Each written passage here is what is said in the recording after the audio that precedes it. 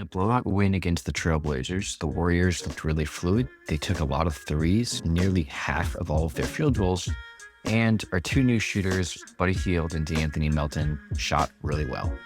Here's how they won. In order for the Warriors to find success this year, they're going to have to take a lot of threes, not only to replace what Klay Thompson gave them, but also to make up for the fact that they're playing a lot of smaller guards.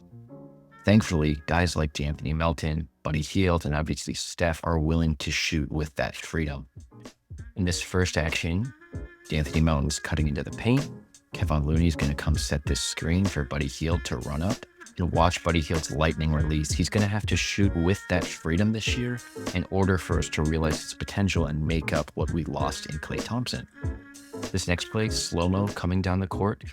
It looks like D'Anthony Melton's going to come set some sort of inverted ball screen for him, but instead he's going to kind of ghost that and run into the opposite wing, where Kevon Looney's going to give him this screen. The thing to pay attention to here, though, is how quickly D'Anthony Melton's going to make this catch and release that ball. Again, the Warriors have to play with this level of freedom and willingness this year. This is a more interesting set that's kind of a combination of a few different actions. The first is that TJD is going to give this pin down to Draymond Green, who's going to run up and get this pass from Steph. Now, immediately what you see is going to happen is a split action, which the Warriors love to run. You know this is the case because they have a guy like TJD, a big someone like that, in the mid-post willing to take this entry pass from Draymond Green. Once he gets that entry pass, Draymond Green comes and sets the screen for Steph to run into the corner in order to take that three.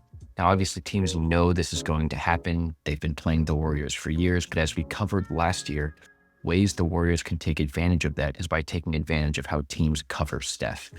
So notice that we have Ayton right here and TJD as another screener. But because Steph draws two, TJD instantly has all of this open space that he can slip into, roll to the basket, and yam it down.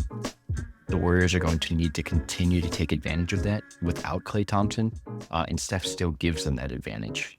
Speaking of Steph, I think he's a great example of how you can notice defensive advantages that you have and then take three-point shots really quickly.